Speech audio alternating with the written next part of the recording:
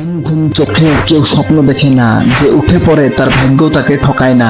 নিজেকেই আগুন করো, নিজেকেই বারুদ, তোমার ঘামে একদিন উঠবে মঞ্চে জাতির গর্বের থার্ড লোক। বই খুলে শুরু করো, ফ্যানটা ফেলে দাও, ঘাম ঝরালে ভবিষ্যৎ আপনাকে সালাম দেবে। তাই বলছি ভাই, আজ থেকেই শুরু করো, দুইটা পাতায় আগুন ধরো, পড়তে পড়তে রক্ত ঢালো, আর একদিন প্রমাণ করো আমি ছিলাম, আমি আছি, আমি থাকবো সবার শিরে তাজ। আজ থেকে তুমি পড়াশোনাকে যুদ্ধ ভেবে নেবে, তোমার খাতা হবে অস্ত্র, তোমার কলম হবে তলোয়ার, তুমি বইয়ের প্রতিটা পৃষ্ঠা পড়বে মনে প্রাণে আগুন নিয়ে।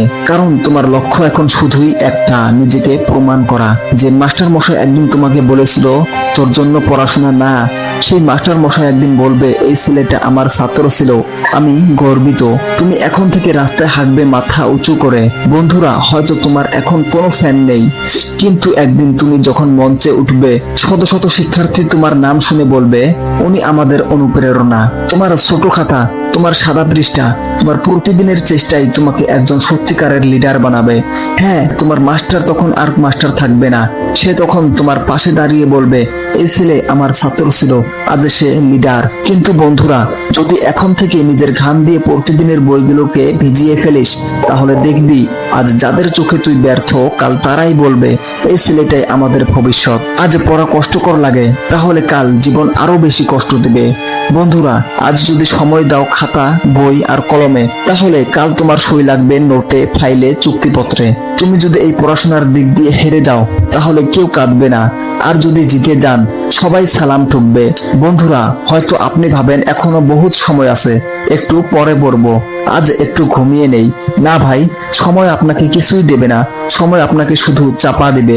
যদি আজ পড়তে না বসেন, যেদিন আপনাকে চাকরি দেবে না কেউ, সেদিন এই কথাগুলো হারে হারে বুঝে যাবেন।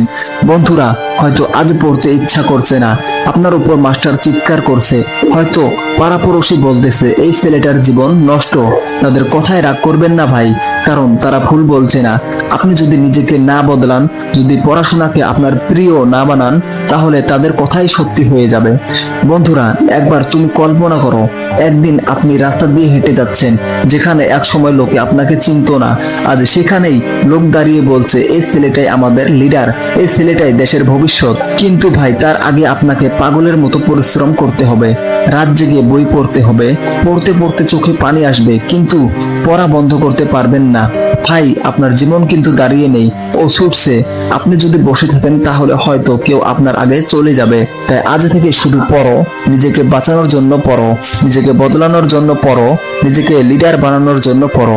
না হলে হয়তো আপনার বাবা মার চোখেও একদিন পাথর হয়ে যাবেন।